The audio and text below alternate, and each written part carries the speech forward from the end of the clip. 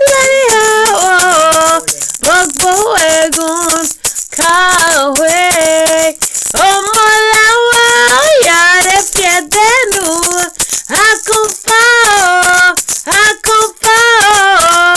Omolawa, Yare Fiedenu, Akufao,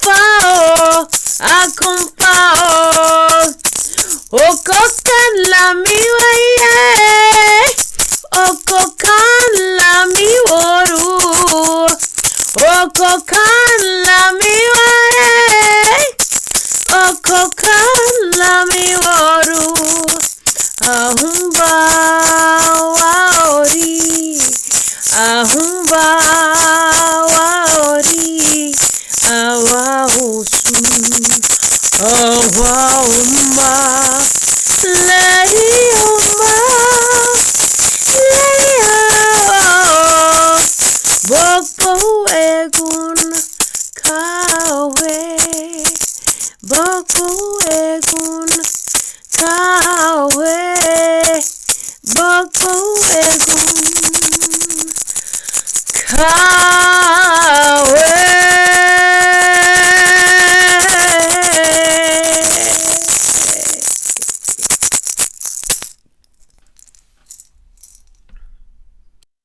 I want to invite a deep breath as we allow the power to reverberate in our hearts. Thank you, Amikaeyla.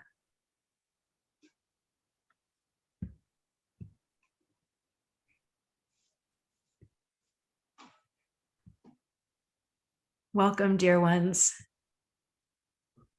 Calling in our ancestors and the future generations as well. For me, my father, Raouf Badawi, is so present. Today we're here to call in, to grapple with the incredible complexity of what it is to be a human in these times where we're still on the regular confronting deep injustices, deep inequities, deep disparities. How can we embody the love that we're committed to through the ways that we support, uplift, hold accountable? How can we do it in a way that is living into the future we aspire to co-create? That's the aspiration for today.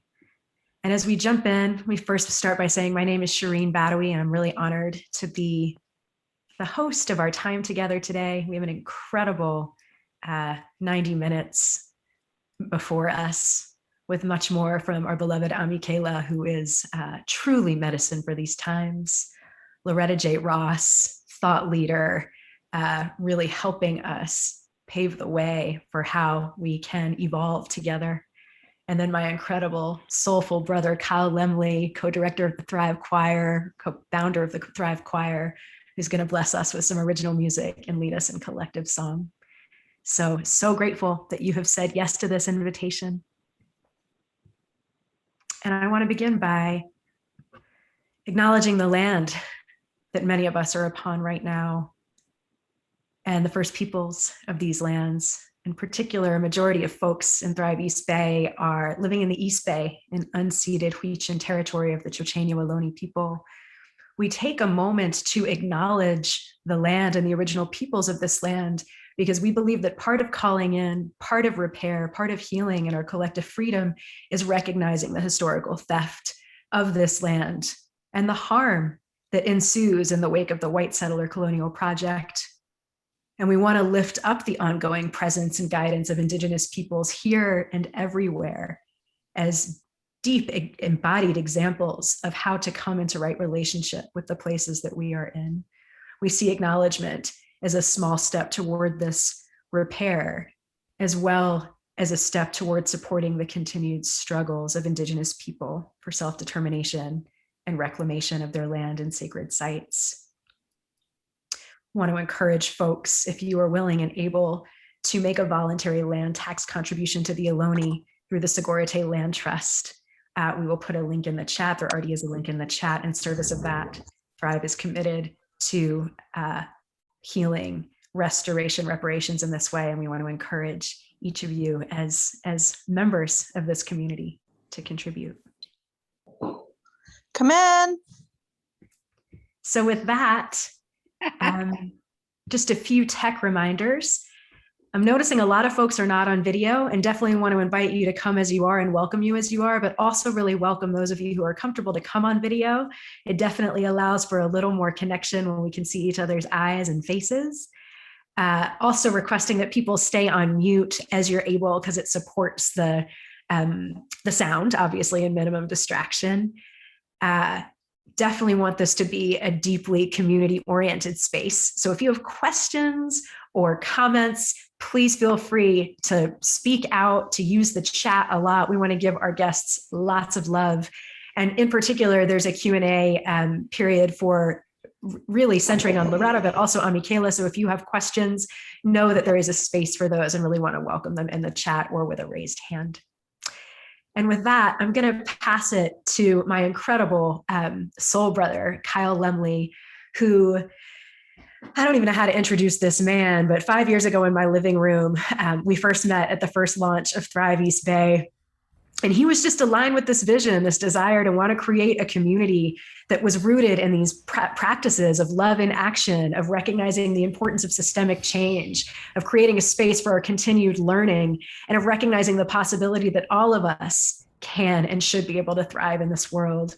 And Thrive was at the forefront of bringing the Thrive Choir, which has been one of the most inspirational parts of this whole experience, into being. So we are incredibly blessed by him. He's not only an incredible musician, but he is a warrior for this planet. He is right now in graduate school studying forestry. He's been at the forefront of the climate movement, and with a deep lens towards social justice inside of that. And I just reverence and respect for you, my brother. Thank you for being here. I have to just chime in and say forestry and social justice in one sentence. That's what I'm talking about. That's what I'm talking about. That's what I'm talking about. That's what I'm talking about. Thank you, Amikaeyla. Thank you, Shireen. So honored by that. The trees are our helpers. I think many of us know that. And I know the trees call me in to be a better steward and friend and person. It's so good to be with you all. I miss so many of you. Wow, it's been over a year on the video, but drum roll, the Thrive Choir will be having our first in-person rehearsal on Tuesday after a year and a half of not singing together, if you can believe that. We sang together for 5 years, and then we were squares, Brady Brunch squares, just like we are right now. So I can't wait to report back from our in-person harmony making. But in the meantime, since it's hard for harmony to happen on Zoom, it's just going to be me representing the choir today. And I'm going to be singing this, when I was thinking about the theme, calling into love, this song that I wrote for another project that I helped start with my dear friend Bronte Velez called Led to Life. This was a song I wrote for a 2019 ceremony we did in Oakland, where we called ourselves into a prophetic vision of what it means to do ecological restoration next to restorative justice. And we melted down guns and turned them into stars in front of Oakland City Hall. Just imagine, the song is just like to call us into who we are meant to be, even a few generations ahead. Please take your camera off. I'd love to see you dancing in the background, but yeah, you can stay on mute. Here we go.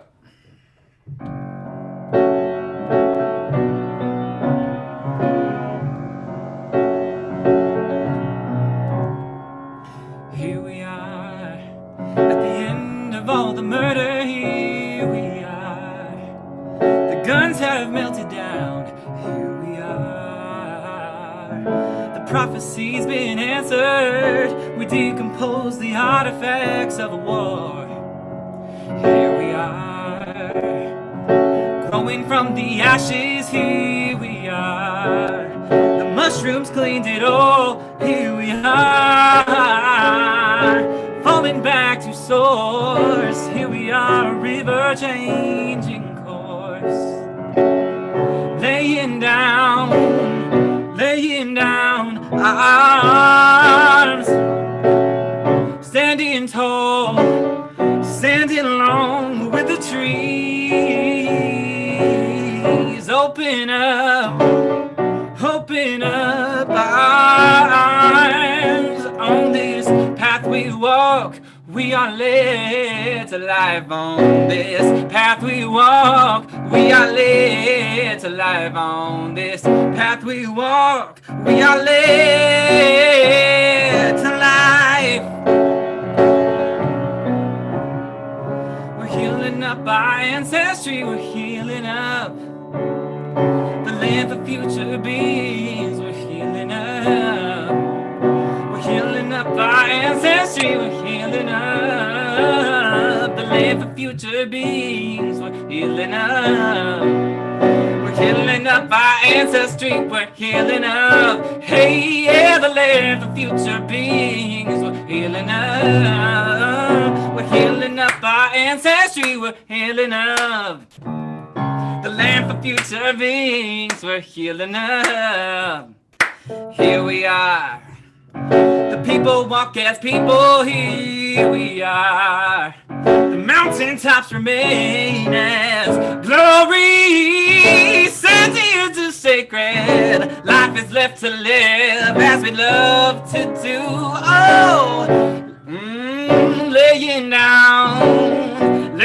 down our arms, standing tall, standing long with the trees, hoping up our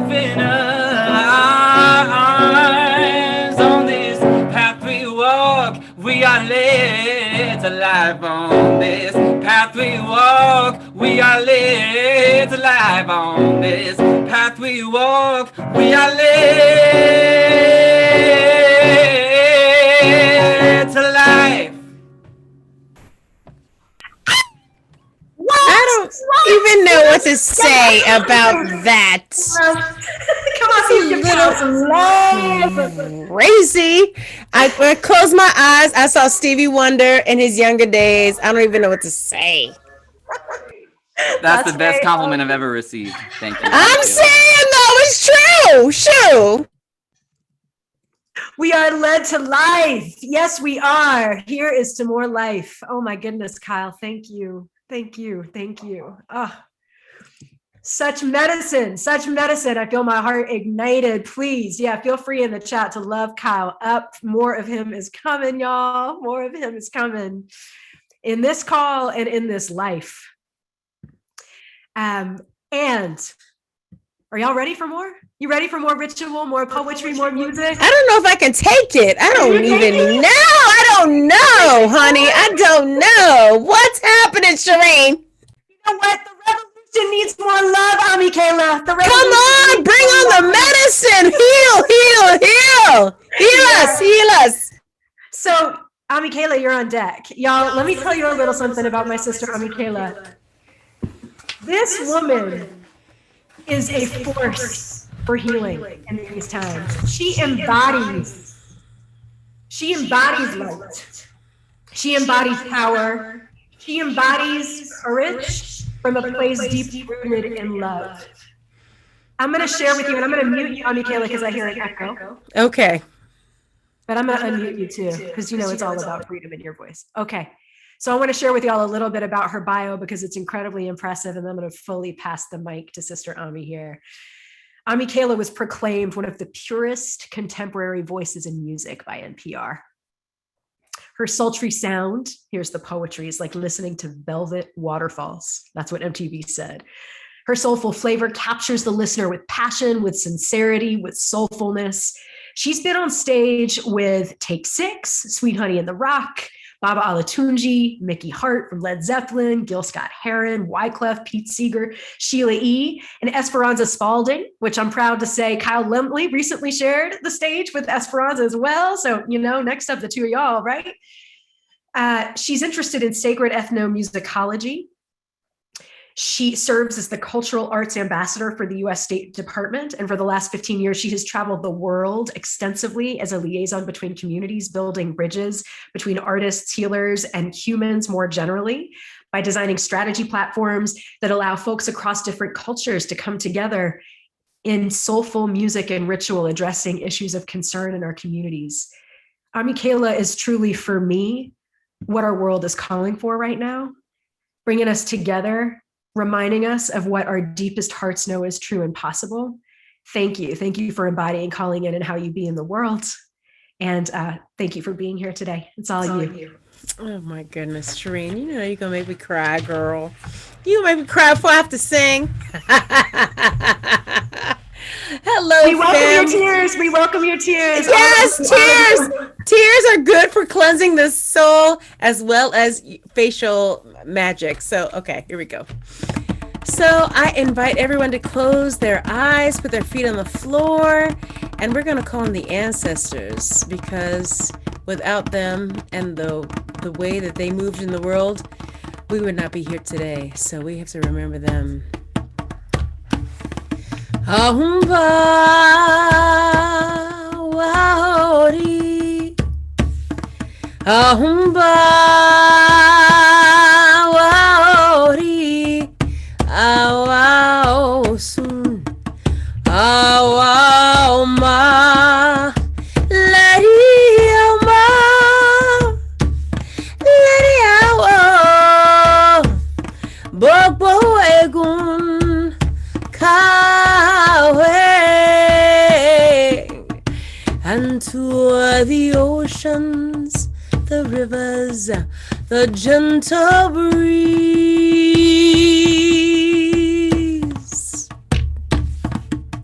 the storming thunder, the earth, paths and crossroads, the herbs and medicines, snow-capped mountains,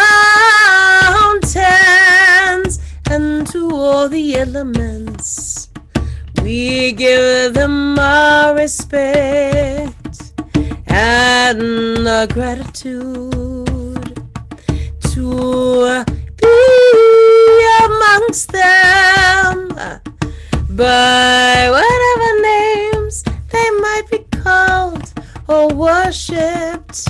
Our humility is our gift and a birthright, as it is for every human, growing as a seed under light of sun and moon.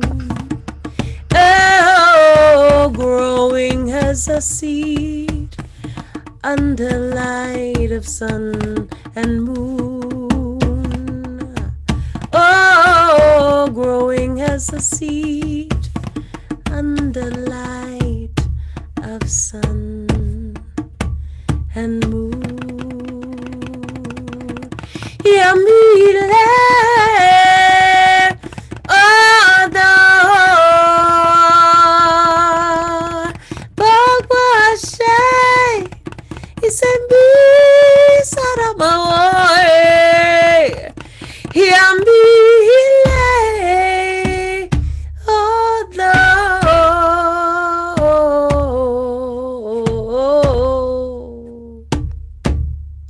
Ashe, Aho, Amen.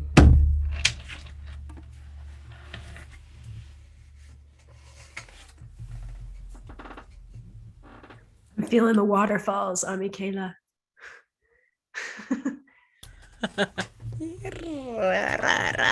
Yay.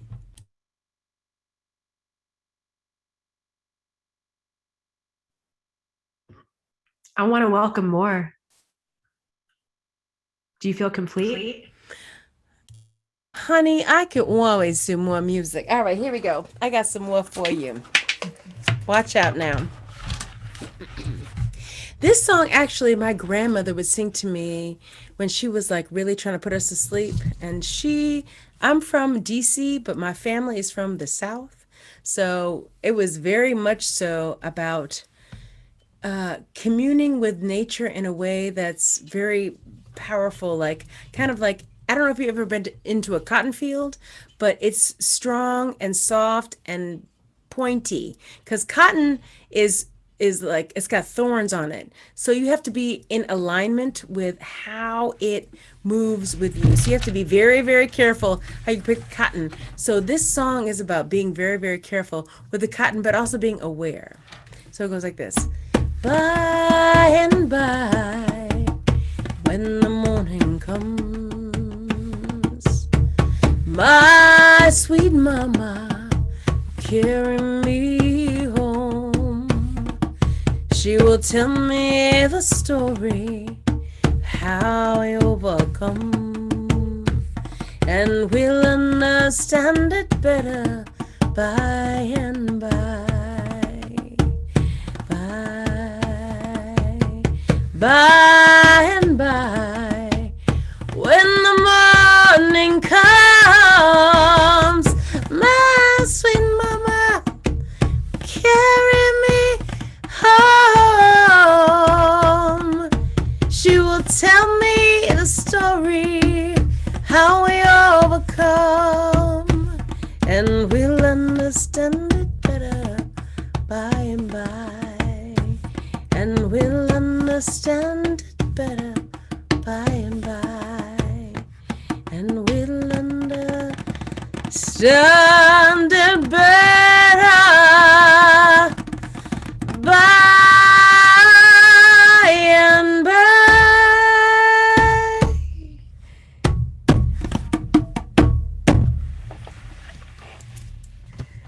Wow. Amikaeyla, singing for the ancestors and for the future ones. I think music is such a part of understanding it better by and by, and opening our hearts so that we can be more resilient and more emboldened in our healing and in our reckoning and in our calling each other in. Thank you. Thank you. Feel it in the bones. Ashe. And something about during COVID, I was like, I need a rocking chair, honey. I need to sit and rock and commune with the ancestors and commune with my grandmothers and commune with my grandfathers and commune with those who have seen things I haven't seen. And I really have been resonating with like slowing down the pace. We've all become zombies. We've all been so in the land of Zoom. And it's such an important moment in time to remember to calm and slow and be kulu kulu, be with one that's calm head, clear heart. And if we can do that, then we can be in alignment with what it means to be in healing, what it means to be in alignment, what it means to be in community. And that's the whole theme of this messaging today, is being in alignment with all of us, all of our ancestors, all of our ways of being that allow us to be connected in coherence, in awakening, that will move forward the goal of all of this, which is to be one with spirit that allows for us to be in inclusion, in togetherness, in harmony. And I think that's so important to remember. Ashe. What are you learning about slowing down? What's supporting you in doing that? Honey, let me tell you, I realize it's very challenging for me to slow down. I'm so busy like zoom, which is so ridiculous. And one of the things that has been helping me is gardening, being in alignment with the power of the seed, with the roots and the plants and the sun and the water. Things naturally grow and take time. And if we're slow enough and conscious enough to allow that to happen, things can bear fruit that will sustain us. And it's been a very powerful moment to remember that and acknowledge that and be in alignment with that, for sure. Beautiful. Thank you for asking that, Shireen. I'm all about the garden, honey. We've got to get ourselves back to the garden. Yes. Yes, we do. It's the most potent metaphor. And yeah, that tending the seed, the water, the sun, ensuring that we are surrounded by other plants and creatures that support our thriving, all of that. Yeah. Thank you. I feel, and I see in the chat, just a deep alignment with the call to slow down. And my hope is as things start easing up around this pandemic, that we can harvest the wisdom of these nuggets of insights that have come through us. Ashe. And to be in alignment with all the elements like the earth, the air, the fire, the water. How do we not only participate with them, but how do we give back to them? How do you give back to fire? How do you give back to earth? What does that look like? I think that's such a powerful mantra to sit still with and be clear about how we can contribute back to what gives us such sustenance. Absolutely. And remembering that we are life. We are life. So how do we give back to ourselves, right? Ashe. Beautiful. Thank you so much, Ami. Yeah, I want to invite folks to just offer your honorings and gratitude in whatever way you feel called to our beloved sister Amikaeyla, who our world needs right now, has blessed us up with her power and healing. Mwah, I love you all. Such treasures, truly. So let's take a few collective breaths and just allow the residue of that power, music, melody to penetrate us.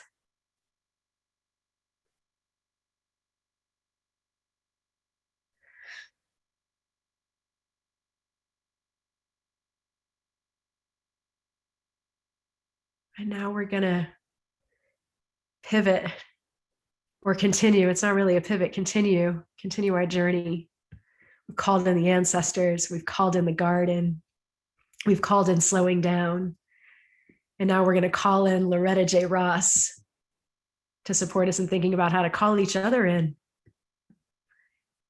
It's a profound honor to get to introduce Loretta J Ross, who has been a deep thought partner, and she doesn't realize it, but mentor from afar for me.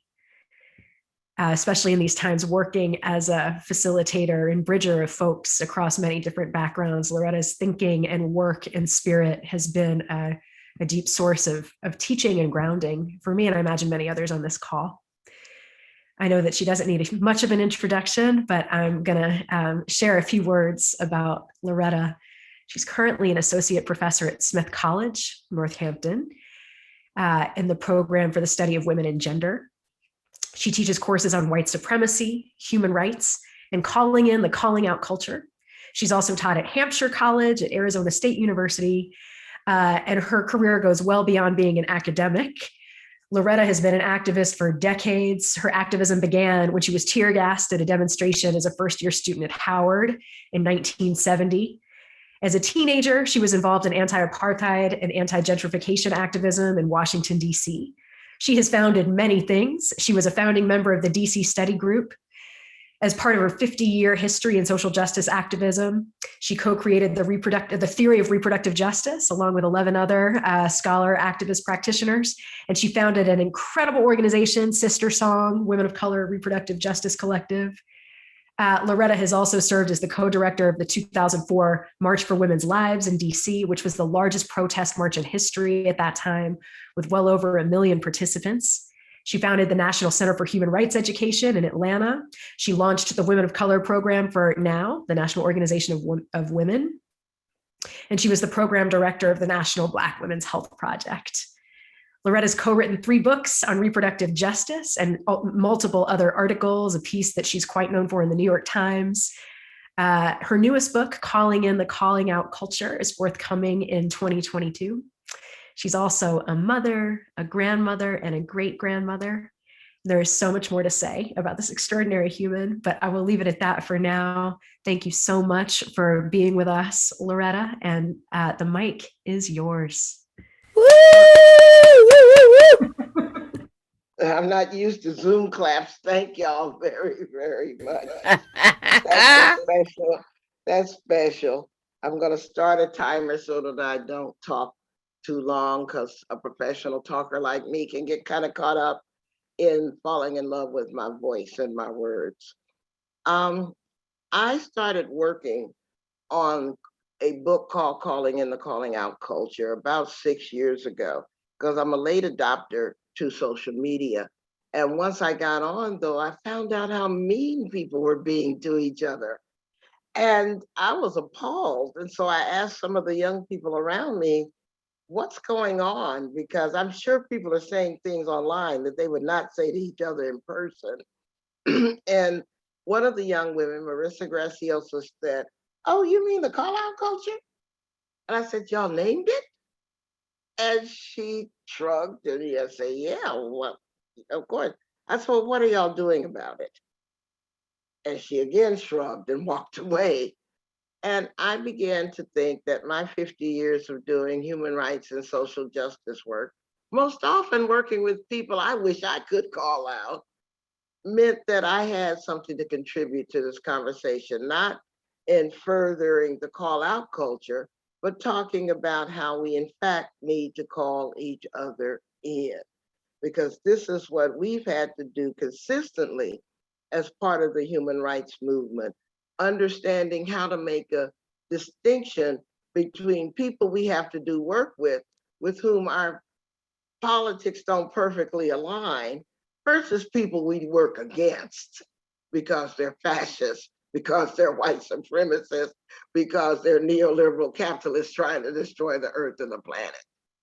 And if you can't figure out the distinction between someone with whom you disagree versus someone who you have to oppose, you're in deep stuff, right? And so I started teaching techniques of calling in to college students at Smith College in 2016, and that's culminated in my book that's coming out next year, which is largely analyzing the call out culture, but mostly, and I think it's most valuable part of it, is talking about what to do about it, how to end it.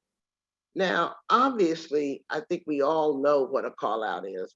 A call out is publicly shaming somebody for what they've said or what they've done or how they look in a way that you don't agree with it. But instead of keeping your disagreement private, which is always possible, I mean, you could pull the person aside and say, "Hey, when you said this, I didn't perfectly understand what you meant." But if you choose not to use a private way of seeking accountability and you choose to make it a public demonstration, that's called a call out. And most of the time, people on the left, because that's who I'm most concerned about, who want to do call outs actually think they're doing the right thing. So they're not doing it for the most part because they want to hurt people, that they want to be malicious. There are people who, of course, opportunistically using the term call out or cancel culture. And fortunately, most of them are on the right in the Republican Party or in the Nazis or what have you, because they every time anybody critiques anything that the right does, they claim that they're being canceled. They have a nobody can practice sanctimonious outrage better than people on the right. And so there's that. But those of us who are part of the human rights movement, like me, I'm a feminist, so I'm part of the women's rights wing of the human rights movement. And because I care about racial justice, I'm part of the civil rights wing of the human rights movement. I'm disabled, so I care about the disability rights wing of the human rights movement. And there are many, many wings, whether it's environmental justice or Latino rights or trans rights or all of these are parts of the human rights movement. So my biggest concern is that since we're all on the same team, can we stop ourselves from becoming a circular firing squad? Because we weaken ourselves in the face of the opponents and we don't actually achieve accountability. I mean, you could possibly argue for the call out culture if it actually worked, but it doesn't work. And we're making our work harder. And so, since it's got those two strikes, and by the way, I could add a third because it's just downright rude. Yeah, why don't we look at trying to do things differently? So, when I talk about pivoting, I suggest that people pivot to calling in. And really, a call in is a call out done with love. It's not that you're trying to evade accountability for yourself or for somebody else, but instead of pursuing that accountability, with anger and outrage and performativity, you're pursuing it with respect, grace, and love, because you're going to act like you're holding the heart of that person in your hand, and you're not going to squeeze it too hard and cause them pain. And if we treat each other like that, like we actually are holding their heart in our hands, we treat their heart with the same care we want our own hearts to be treated if someone else was dealing with that. Now, before I go on and get more into the calling in, calling out, I do want to offer a third possibility created by the wonderfully fabulous Sonia Renee Taylor, who wrote that book, The Body Is Not an Apology. And she used to live in the Bay Area for a long, long time. She's down in New Zealand now. But Sonia created a concept that's an intermediate concept called calling on. And calling on is that in-between step between calling somebody out, which is publicly shaming them, or calling them in, which is helping them learn and grow. But Sonia analyzes quite correctly that most of us aren't in a space to make that kind of investment in a person, either by calling them out or calling them in.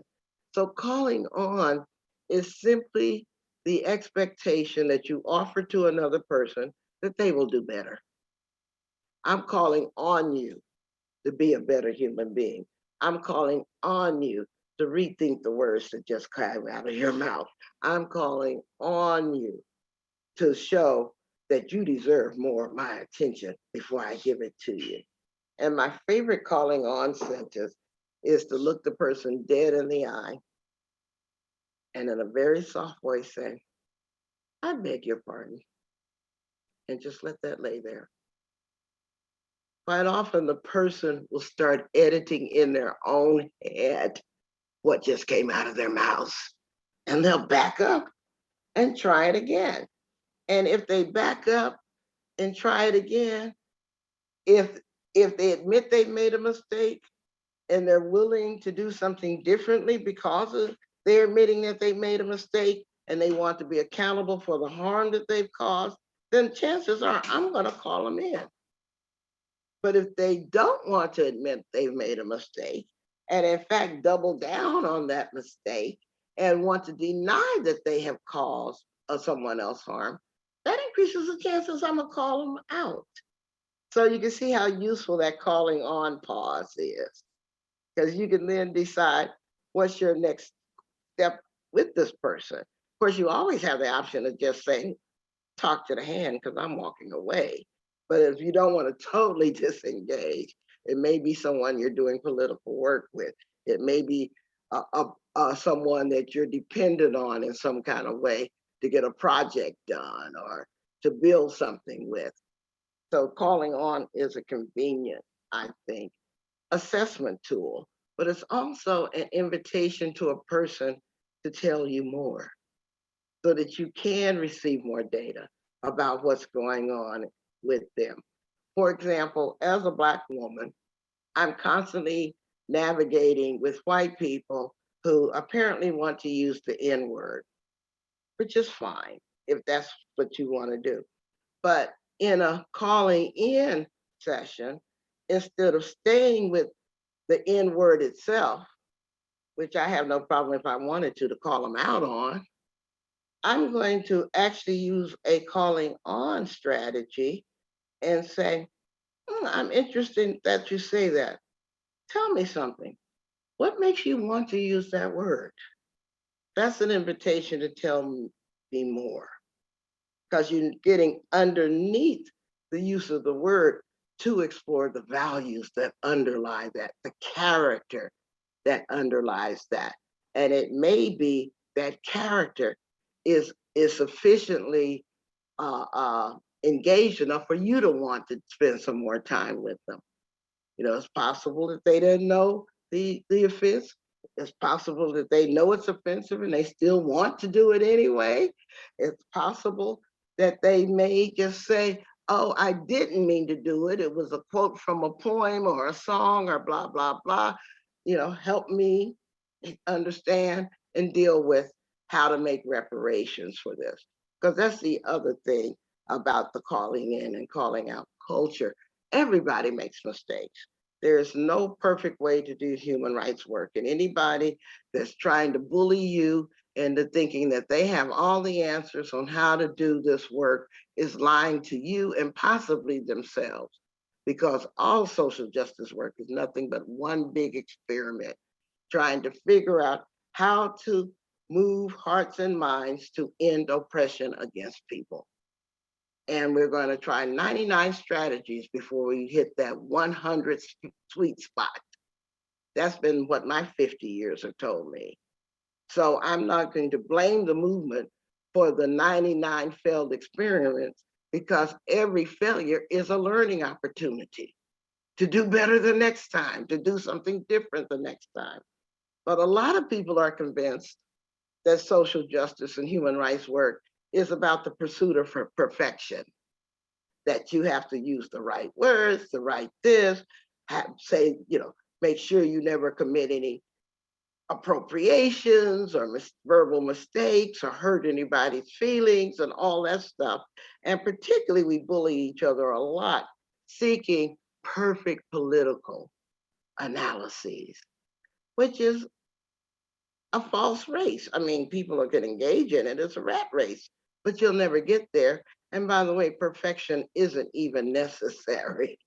Yeah, good can be quite appealing too. And the way I see it, that those people who try to pursue political perfection, either on the left or the right, are doing things that are more likely to backfire than succeed. Because the way you build a movement is that you get a whole lot of people thinking many different thoughts, but they move in the same direction. That's a movement. The same way we have a lot of different women thinking different types of feminism, but we move in the same direction against patriarchy. That's why it's called the women's movement. Not all of us belong to the same organization in the women's movement. Yeah. But when you get a lot of different people moving in the same direction and they're thinking one thought, you're not building a movement, you're building a cult. And we are not the human rights cult. And the more energy you put into those cult-like behaviors by trying to get people to perfectly align their politics and basically agree with you, the more that you're auditioning for the Jim Jones role instead of the Angela Davis one, because we're trying to build a movement. And so calling in is actually not that difficult to do. It's not some rocket science. The first step of calling in is self-assessment, because you need to make sure that you're in that mental headspace sufficiently healed so that you can not lead with your trauma, but lead with your heart. And that requires a certain amount of healing. If you're still in that ragged, raw place where your wounds are still bleeding openly, then you're not in a space to call somebody else in. And if you try, you're probably going to bleed all over them. So don't even try it. If you're in that ragged, raw, traumatized space, your number one priority should be to heal yourself. Take care of yourself, because you should be your first place of concern. But many of us have learned to manage our trauma, learn to heal from some of our trauma, and learn that management of trauma is about the best we're going to ever get at, because you can't ever actually forget it, but you do learn to not let your trauma and your wounds control you and remain in control of your own choices and destiny.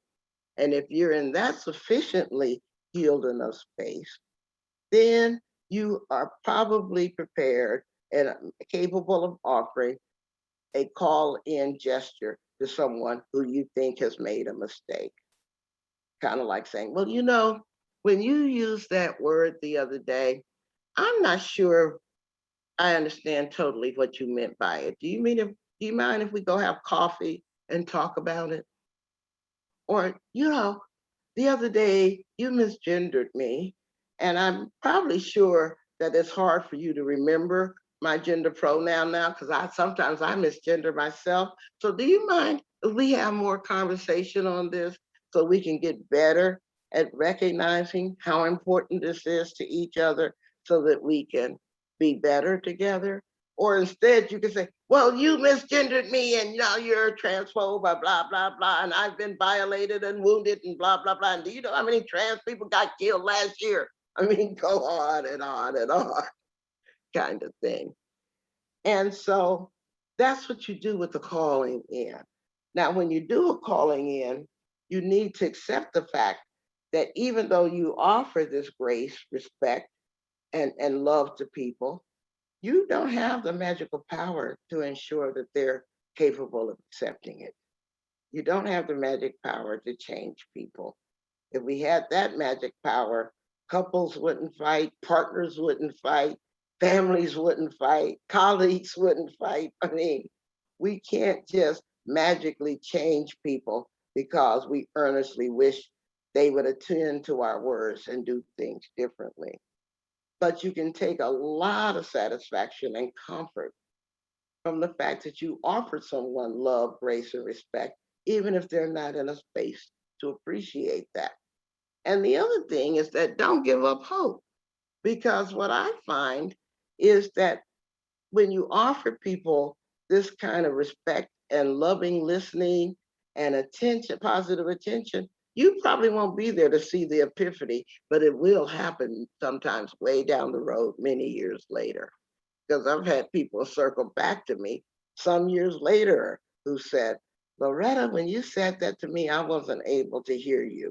I wasn't able to understand what you were saying, but now I do. And can we continue that conversation we started so many years ago? And so it's kind of like throwing that rock into the river and seeing the ripple. You have no idea what the impacts will be that may take place out of your sight, but you always know about yourself that you were strong enough and loving enough to make the offer. You'll never forget that, even if you don't know its consequences. And the other thing about calling in is learning very seriously to give other people the benefit of the doubt and not just simply react to or jump on people for saying something that you think is wrong or what have you. Uh, Again, a mild interrogation can ask them to clarify something, to tell you more or something like that. But before you even do that, you need to own the fact and acknowledge that the person you're talking to is as complicated as you are. And so if you're more than the worst thing someone could know about you, why couldn't they be as well? I love that Brian Stevens quote who talks about people being more than the worst thing that they've ever done. And we have to offer each other that kind of grace and understanding that most of the people we think we should call out are as complicated as we are. So they do some things that we think we disagree with. Well, guess what? We do some things they probably disagree with too. So nobody is pure in this thing. And I think part of the reason for the call out culture is that it's driven by false binaries of good, bad, straight, gay, good, evil, right, wrong. All of these false binaries of racialized neoliberal capitalism and patriarchy and homophobia have taught us to believe in absolutes, to not accept nuance, that actually looking at ambiguity and nuance is a weakness because you should be all one way or all another in order to be right. And so we don't value, like Gloria Anzaldúa asked us to do, the borderlands, the living with joy in the land of ambiguity, where you're able to take a 360 look at everything, that you keep your natural skepticism in mind so that you don't swallow anything whole hog. You just say, okay, that's great information. I'm going to do more research and look it up, kind of thing. So your thinking is not controlled by who's around you, but by the fact that you care more about your integrity than your reputation. because your reputation, as Lois McMaster Bujold says, is what others think that they know about you. But your integrity is what you know about yourself. And calling in is the way to protect your integrity so that you're always trying to make decisions that you can look in the eye without shame. You never want to litter your life with bad decisions of harming people that you can't look in the eye without shame. And so the calling in practice about giving people the benefit of the doubt really starts with learning self-forgiveness. What I found in doing this work as an activist and this study as an academic is that our early childhood patterns often determine how we deal with people making mistakes. Because whoever raised you, in whatever situation you were raised, if when you made a mistake, you were severely punished for that mistake and shamed and blamed for that mistake, then you think it's natural to punish, shame, and blame somebody else for making a mistake, because that's the pattern imprint that's been set in your heart, mind, and soul. But if when you were a child and you made a mistake and someone offered you love and forgiveness and taught you what you could learn from that mistake, then you're predisposed to offer those same things to people who make mistakes in your presence or around you as learning opportunities as opposed to opportunities for punishment, shaming, and blaming. And so I teach calling in techniques and practices along with this wonderful trans man, Lone Tran, who actually is the original creator of the term calling in, because they created the term in a blog on Black Girl Dangerous. I think it was in 2013.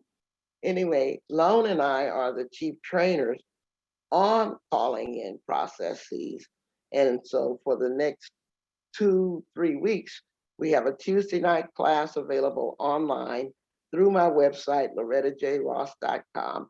And each class is only $5 a class. The full set is only $20. And so you can learn calling in techniques that way. And at our first class, the first thing we ask people to do in the breakout groups is talk about how mistakes were handled in their early childhood. Because when you move your mind back there, you can discover that you've been living out patterns that, first of all, you were unaware existed in your head space. And you get to make a choice whether you want to continue those patterns or not. But until you know the pattern is there, you don't know whether or not it's a pattern that you want to continue or not. And so that's one of the first solidarity group questions we ask is about how were your childhood mistakes handled? Because that will help you then make a conscious decision as an adult whether or not you're ready to learn and practice forgiveness practices of others instead of just repeating mindlessly the patterns of your childhood. And so when you call people in or out, by the way, they're going to have a very powerful response to it because they're going to immediately feel that they're being put on the spot, that they become defensive, that you're accusing them of doing something wrong, they're going to be embarrassed, and all those things.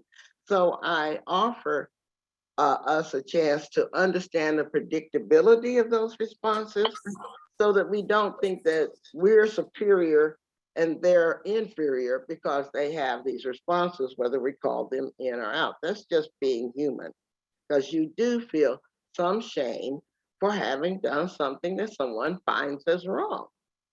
And so you can learn to anticipate this. And by the way, speaking of anticipation, one of the things I'm concerned about is that those of us who do healing work and human rights work and social justice work, by definition, almost everybody we work with has experienced extreme trauma. So I'm trying to ask the question, why do we keep getting so surprised that the people we work with are trauma survivors. Stop acting like that's news. That is who we are. That is who we work with. And so we can plan for and anticipate that if we learn calling in techniques. For example, when I use set calling in guidelines when I'm working with a group, I'll go around and say, well, wait a moment. What are the buzzwords that we should look out for that may end up triggering a calling out? How can we have group agreement to recognize these buzzwords so that we can intervene before it gets escalated, before it does harm to somebody? Or who's in a sufficiently healed enough space to be the intervener, while somebody else who's not in that sufficiently healed space can be the witness? And maybe the person who has that large degree of empathy can be the healer to help hold all the parties in a container where we don't lose sight of each other. And who's going to be the analyst that's going to remind us that we're all here to do human rights work together, that we're all on the same team? I mean, there's all kinds of roles you can play in a calling in process. And one of the things I encourage people to do is to articulate this expectation at the beginning of every group process that y'all have together, that you're going to give people the benefit of the doubt. You're going to act like the person's heart is in your hand. You're going to choose your words so that you don't cause harm. And even if you make mistakes and you do cause harm, you learn that the only thing you need to do is, first of all, regret that you caused the harm, acknowledge that you did the harm, so offer to repair the harm, make an apology, and promise to do better. I mean, it ain't that deep. The people get in trouble when they deny that they've done harm, and then they end up doubling down or, summoning a call out mob on them and stuff like that. So I'm probably only got about 5 or 6 minutes left in my presentation. And I want to close by talking about why calling out is so toxic to our communities and our lives. I love to quote the work of Natalie Wynn, who has a podcast called ContraPoints, where she talks a lot about calling out and calling in. And Natalie talks about the 7 stages of the magnification of the cancel culture or the call out culture. And the first stage is one of accusation, where somebody is accused of something, and along with that accusation is a presumption of guilt. Instead of a presumption of innocence, there's a presumption of guilt.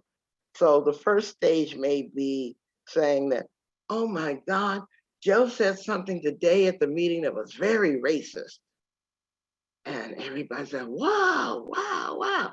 Nobody's questioning, first of all, whether Joe said something that actually was racist, because all you've heard is someone's opinion that it was racist. So there's no investigation to see if the person's opinion actually is a fact, because that matters.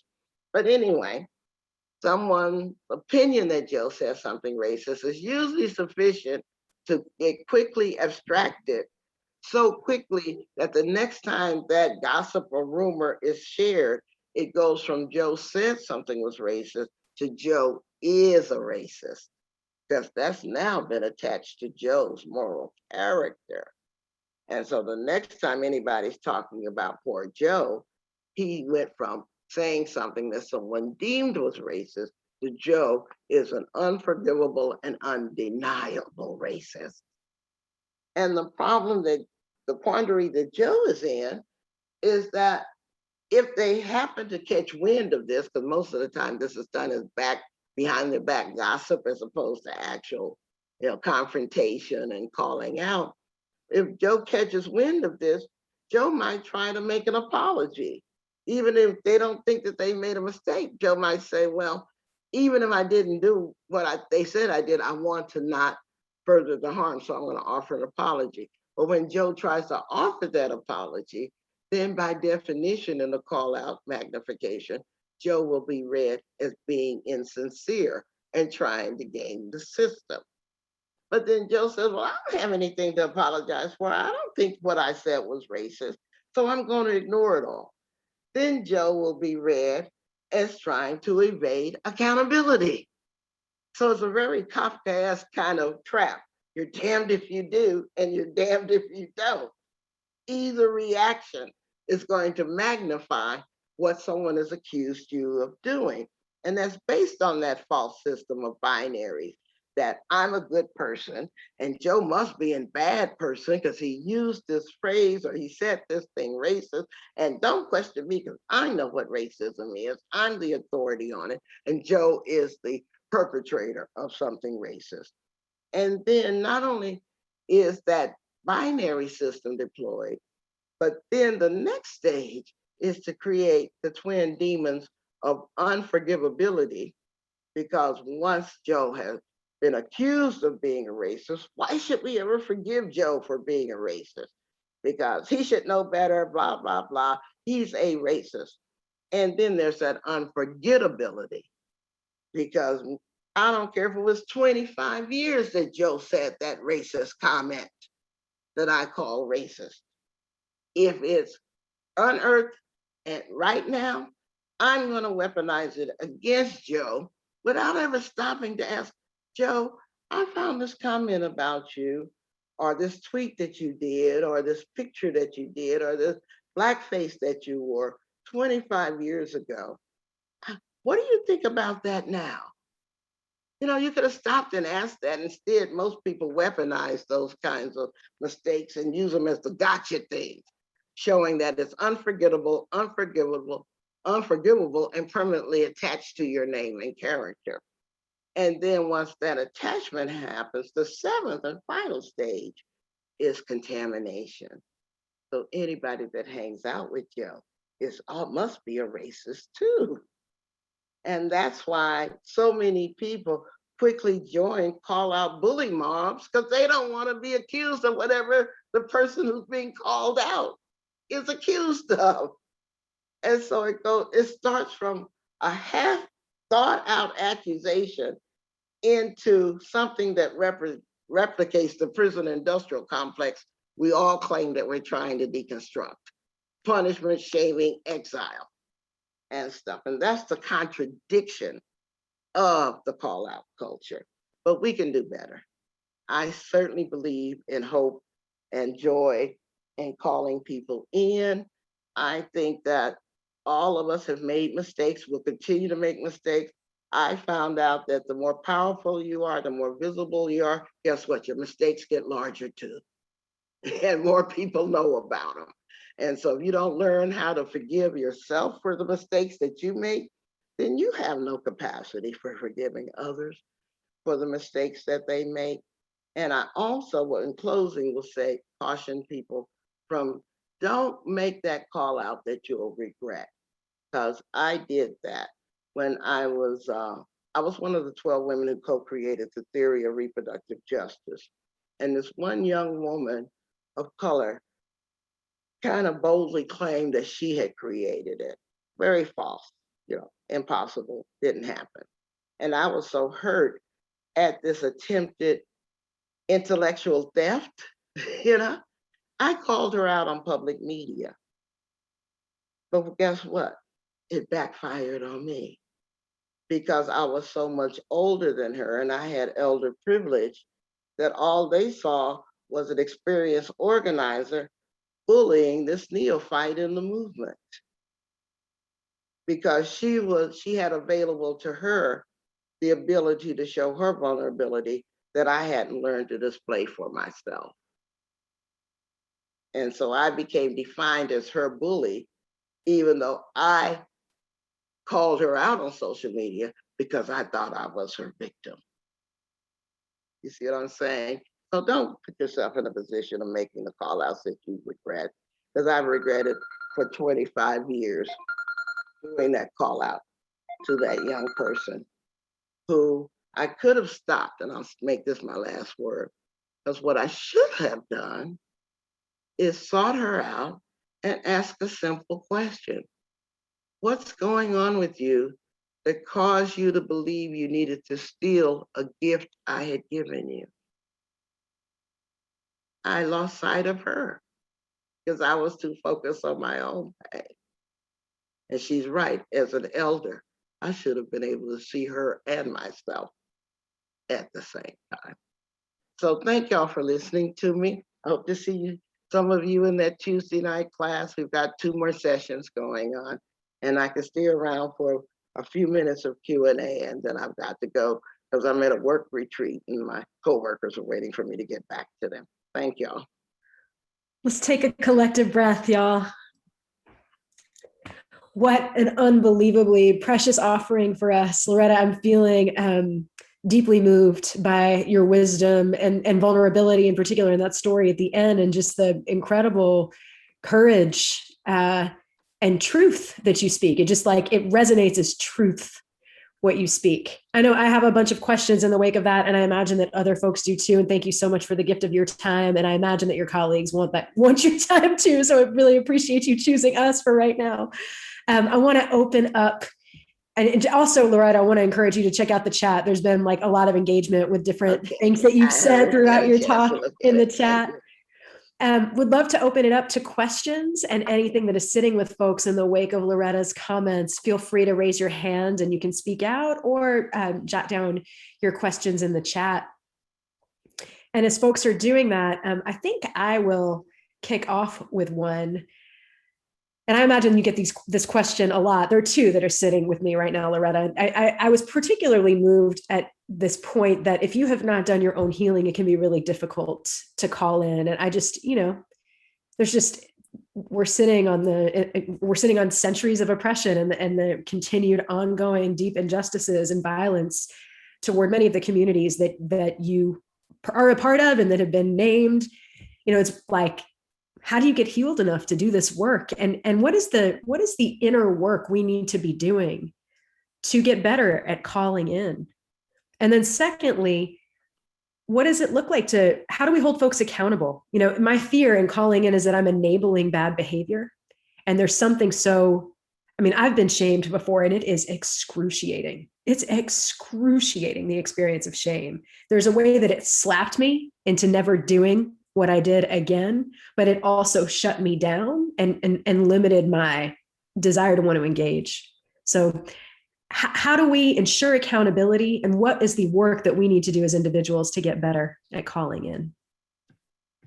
Well, my healing was not automatic. I am a rape and incest survivor. And it's not only I was incested, but I became pregnant through incest and chose to keep my child. So I ended up co-parenting with my cousin who incested me, even though he was a married man when I was 14 years old. So that's like absolutely the worst way to become a mother, right? And so, of course, I came out of my childhood with a lot of trauma as a rape survivor, incest, and incested woman and a teen parent. And so I got into a lot of self-destructive behaviors. I was nearly suicidal. Is an understatement. I was deeply suicidal. And the only thing that kept me grounded was the fact that I'd made the decision to care for this child, because it wasn't his fault. Nothing was his fault. And yet I became addicted to drugs. I embezzled some money. I did a lot of stuff. I became a sex worker, did all kinds of stuff to survive. And it wasn't until I crashed and hit bottom that I had enough sense to go get some therapy, some professional help, because I could not medicate my pain away.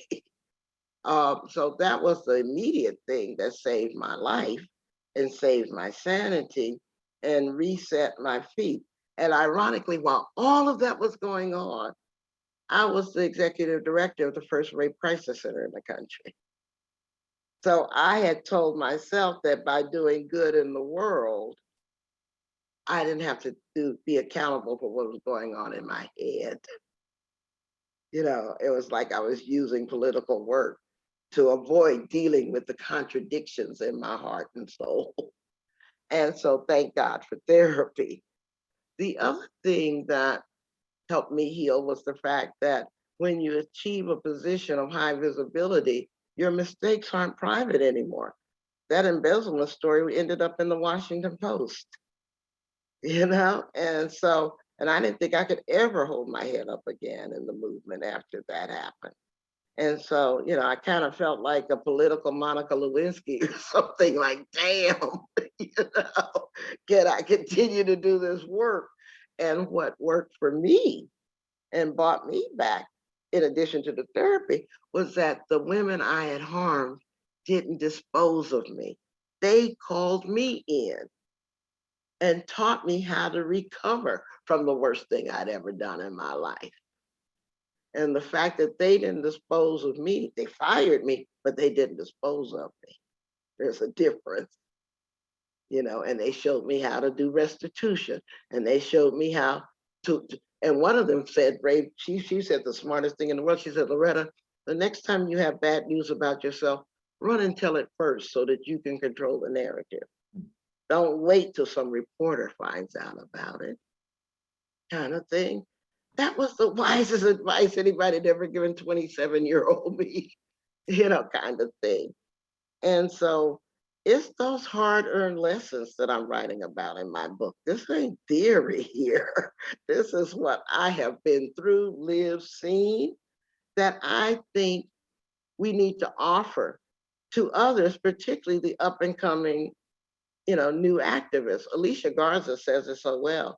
I was on a panel with Alicia. Of course, she's one of the co-founders of Black Lives Matter. And she said, I'm so ready for us to make new mistakes because I am really sick of us making the same old ones. And so I want to tell us about the same old mistakes that we've all made, so that at least we have a better chance of making new ones this time and not keep repeating those.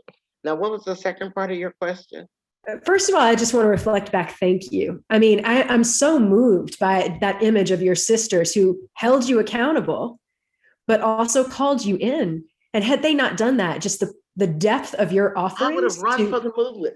I would exactly run from the movement because I didn't think I could hold my head up again. And the movement needs you, Loretta J Ross.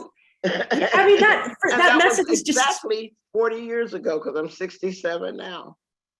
The world would have lost out on 40 years of your wisdom, of your stories, of your life force. I think that there's the power of calling in and the power of accountability. To have those together. Yes, this was so inexcusable. Here's the impact of that. And we have your back. We're committed to supporting your growth. We see you. It's incredibly beautiful. I named them in my book because I want to pay tribute to the wisdom that these older Black women had that didn't dispose of me. Their wisdom let them see that I was better than my biggest mistake, and they wouldn't dispose of me. So I call them in my book and honor their wisdom. It's beautiful. And this point that if we dispose of each other, we're perpetuating the prison industrial complex. I mean, I think so profound. We have to be living a different way. And I think part of what we're doing here collectively in this community is trying to embody the future that we want to see. And if we're calling each other out, we're perpetuating an old story, an old way of being together. And it's really hard sometimes. So I appreciate the point about us needing to do our own healing. We're not all ready. Was there somebody else with a question? Yeah, let's see. Who's got a question? Anyone? We have time for one, maybe two more. Becky, go ahead.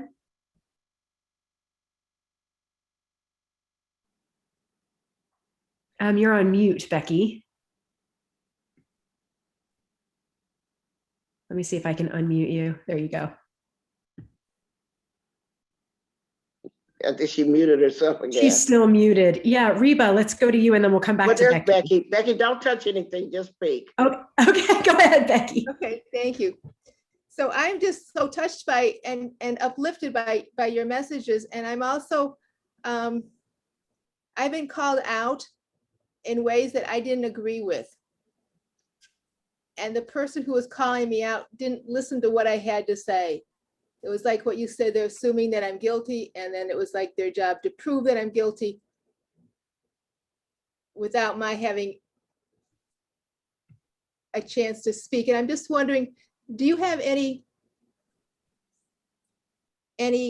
advice for me? The thing that I say when you got called in or called out is to say thank you.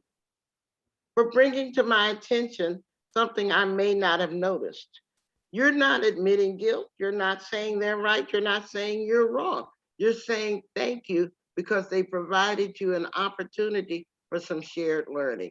They are provided you an opportunity to think about not how you intend to walk in the world, but what is your impact to others when you walk through the world. And so it's all possible for us to move forward from that if we don't hunker down into a defensive posture and appreciate sometimes that someone took time to give us enough attention to call us Right. out, because they actually could have ignored us and talked bad about us behind our backs. That was an option they had too. And so without admitting whether they're right or wrong, just be grateful for the attention that they gave you and the opportunity to self-reflect. And then you can still decide whether you did something wrong or not, but you don't have to react, first of all, as if you didn't do anything wrong, or defensive if you did. You can choose how you respond to those situations. I love that because it's kind of a calling in with your reaction. There's a way that by not attacking or defending and a sort of expressing of curiosity and gratitude, we're shifting the energy. You're shifting the By showing some humility and curiosity. Call that as an opportunity to both keep from magnifying what could be a bad dynamic. Why don't we just, let the air out of the balloon a little? Thank you for bringing that to my attention. I will think about that some more. Now, can we get back to the agenda? Kind of thing. Thank you. I'm gonna read a last question and then we're gonna wrap it, please.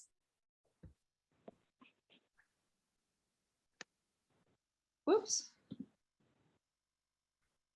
Thank you so much. I'm also wondering about how you would suggest that we take care of ourselves internally after something like this. Because I've had an experience of going to someone and being in a position of seeking consultation and wanting to learn, and the way that the response was more in the tone of what we're naming as calling out. Like the way that you made this request was done in a way that was harmful. And then it was hard to be in a position where I felt vulnerable to talk about the places that I didn't know yet with this person who, felt this sense of calling out with. And so then it was also this internal work of needing to do the mindfulness and self-compassion around, like, I can't believe I did this harm, that's hard. So I wonder what thoughts you have around that. Let's talk about scale of harm. Because one of the things that happens, particularly to white people, is that, first of all, you kept totally brainwashed about white supremacy. And then when you get the wake-up call, like with the murder of a George Floyd, you're in a panic because you got a test tomorrow that you had 400 years to study for, but you got to know it in 24 hours. That's the feeling that happened across the country after the murder of George Floyd. So what that created was this sense of urgency to ask people of color, particularly Black people, to help you learn about white supremacy, blah, blah, blah, blah, blah, blah. Now, the people you were asking were undergoing their own trauma at the time. Remember I said, when you're in that place of trauma, if somebody asks you for help and you want to give it, you're still going to bleed all over them, because that's what trauma does and stuff. So from that, I hope you've learned that you can ask for help, but there's a way to do it. The way that I suggest is say, I don't understand the importance of so and so. Do you have time now or later for us to talk about it? Then you've given this decision-making power into the hands of the person you're requesting the help from, rather than asking it in an entitled way. Tell me more about this. That's an entitlement approach, as opposed to a sincere ask for help, which, if you ask somebody to borrow your car, their car, you don't just walk up to them and say, give me the keys to your car. You ask, is there a good time for me to borrow your car? Well, asking people for help should have that same kind of rule. is there a good time for me to ask for your help? If not now, when? Or if not now and not when, never. All of those are acceptable answers. But we tend not to treat basic interracial relationships the same way we would treat it if somebody asked to borrow our car. You know, and so there's something about white supremacy that makes us astonishingly dumb on one issue when we can do so much better on others, kind of thing. And so that may be what happened, but, and I'm not, judging your situation or even the response, but again, keep in mind that we're doing this work with traumatized people. And so why should we be surprised when that trauma is going to be visited on all of us? We can expect it, plan for it, sometimes even welcome people showing that vulnerability to us so that we can stop acting surprised. Because that's the other thing that kind of frustrates me about working with white liberals. I'm tired of white liberals getting surprised by white supremacy. You have fucking 400 years to study this shit. Okay. That's right. Loretta, can I just say, and to add on to your deep wisdom, I just want to say to Becky in the chat, I think if you ask for someone's time or wisdom or life experience, it's important to be able to hear no. Like nobody owes you anything. So I think we need to build our own muscles of being uncomfortable as well. So nobody owes you an answer to your question. So learning how to ask, yes, with care and not make any assumptions. And to Loretta's point, recognizing each of us is carrying different things. We're sitting on centuries of deep oppression in this country, and it's continuing every day. And I also want to say there are a lot of people on this call who hold spaces for white folks in this process and in this learning. And I just want to call out David Dean, who is here, Aria Shell, Letitia Nieto. There are many people who can support you on your journey inside of showing up in your own learning. And I think it's really useful to talk to folks who share some of your identities as you're navigating these waters. So for what it's worth, and if any of y'all have links that you want to put into the chat, I would encourage you to. And I would also encourage folks to join Loretta's Calling In class that's happening right now. If you want more time at the feet of this wise elder who has been on this journey for a long time and is really setting the conversation for a lot of us in these tumultuous waters. I've got to go. You can see it's getting dark here, and I have to get up and turn on some lights so that y'all can. Loretta, all I can say is we love you, and we are just deeply, deeply grateful, deep honoring. I'll come off mute and give Loretta some love, please. Thank you. And I also, for folks who can hang, we have the opportunity to be blessed So much by song one more time. In closing, I'm going to invite Kyle to lead us in some song. Will the Thrive producer please jot down the link for Loretta's classes one more time?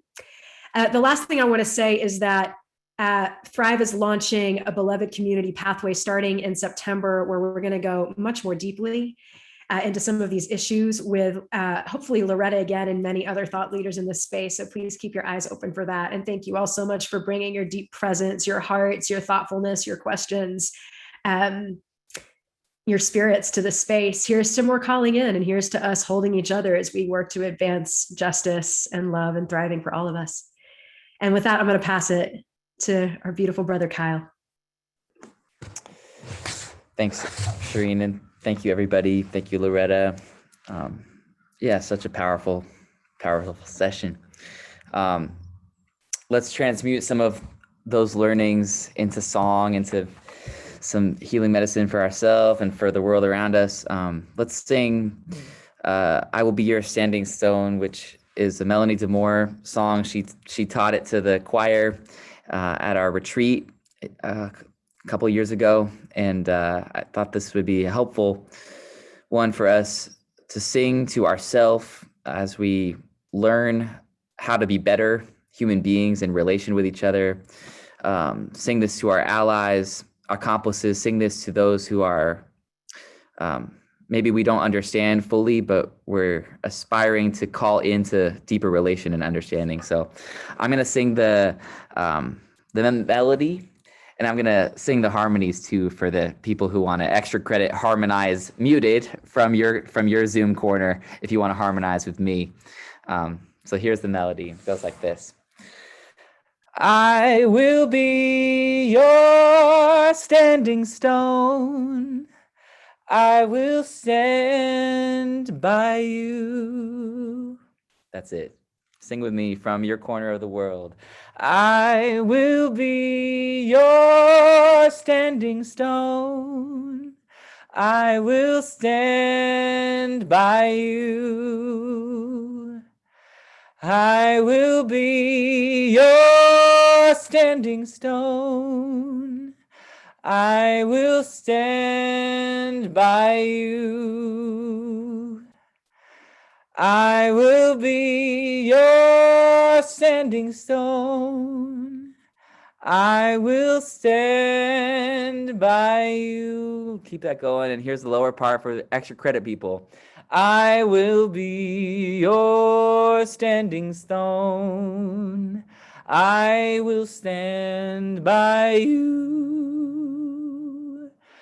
I will be your standing stone.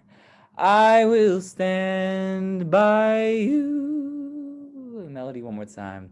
I will be your standing stone.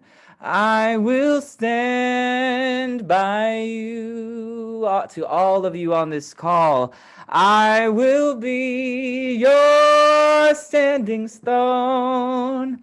I will stand by you. To all people, all colors, all of Oakland, all of the East Bay. I will be your standing stone. I will stand by you. To everyone in the strange and miraculous country, Turtle Island, I will be your standing stone. I will stand by you. To the whole world, all beings, all creation, I will be your standing stone. I will stand by you. And to the tenderest little person within us, I will be your standing stone. I will stand by you.